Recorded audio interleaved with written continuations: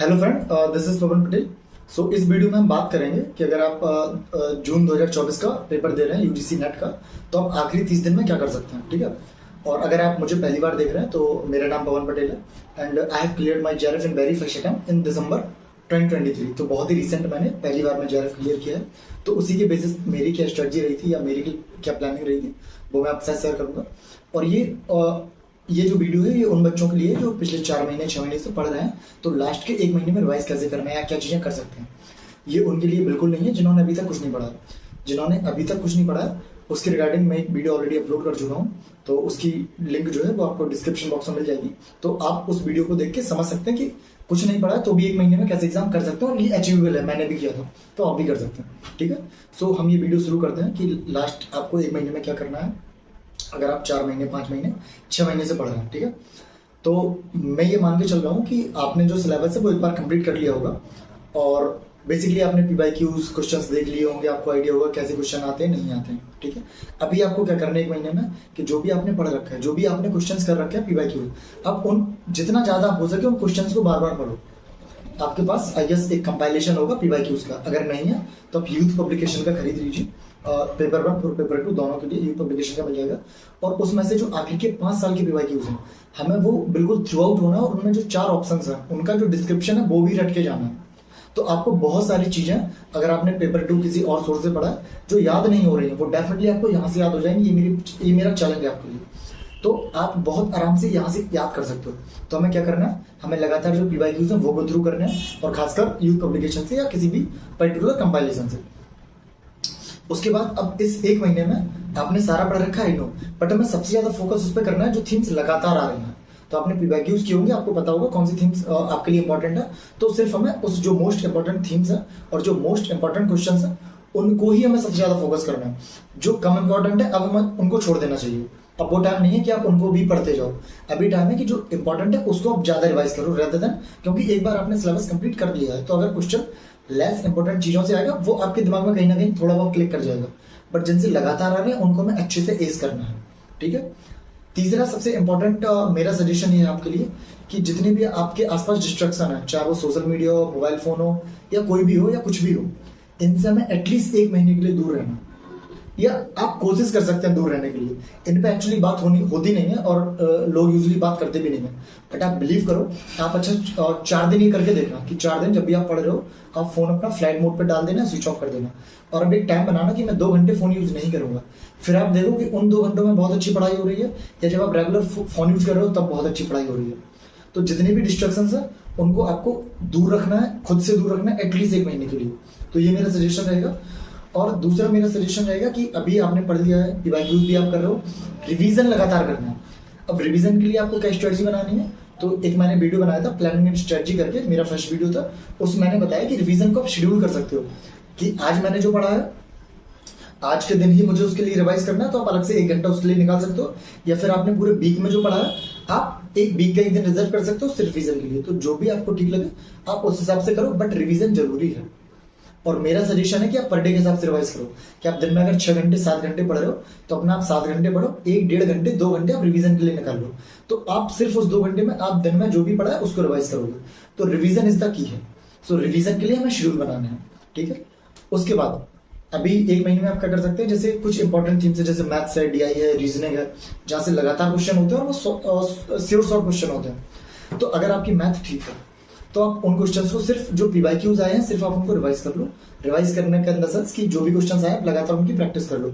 और अगर आपकी मैथ्स वीक है तब एटलीस्ट आप पीवाईक्यूज सारे क्वेश्चन करके चल जाओ मैथ रीजनिंग के। अगर आपकी मैथ्स वीक है, जैसे फॉर एग्जांपल डीआई से आपके 5 क्वेश्चन आते हैं, यानी कि 10 नंबर की डीआई आपकी है, और आजकल एक नया ट्रेंड चला है मिसिंग डीआई करके, वो थोड़ा सा टफ पड़ जाता है उन बच्चों के लिए जो नॉन मैथ बच्चे हैं, जिनको मैथ उतनी नहीं समझ आती, तो उन्हें टफ लगता है। तो आप एटलीस्ट मिसिंग डीआई के 5 क्वेश्चन लगा के चले जाओ जो आपके पिछले साल आए हुए हैं, चाहे वो कॉमर्स के पेपर में आया हो, चाहे वो आपका इंग्लिश लिटरेचर के पेपर में आया हो, चाहे वो किसी के पेपर में आया हो।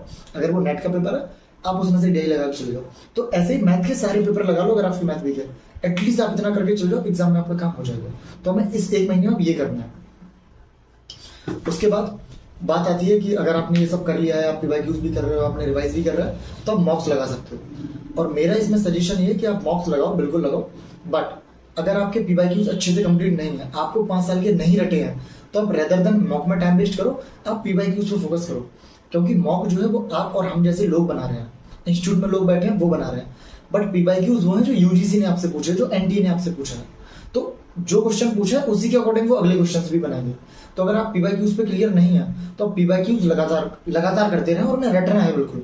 और अगर आपके पीवाईक्यूज भी बहुत अच्छे से है, सब कुछ आपका सिस्टमेटिक है, तब फिर आप मॉक्स की तरफ लगाएं और मॉक्स आप लगा लें, क्योंकि हमें टाइम मैनेजमेंट का पता चल जाता है कि एक्चुअली हम उतने टाइम में इतने 150 क्वेश्चन कर पा रहे हैं कि नहीं कर पा रहे। तो आप मॉक्स लगाएं और पीवाईक्यूज दोनों लगाएं, जितनी ज्यादा प्रैक्टिस कर सकते हैं उतनी करें आप, ठीक है। उसके बाद मेरा सजेशन रहेगा कि आप इस टाइम पीरियड में, जो भी अभी 1 महीने का टाइम है, इस टाइम में आप कोशिश करें कुछ नया ना पढ़ें। ये सजेशन उन बच्चों के लिए जो 6 महीने से पढ़ रहे हैं, 4 महीने से पढ़ रहे हैं। तो इसमें आपने जो ऑलरेडी पढ़ रखा है आप सिर्फ उसी पर फोकस करें।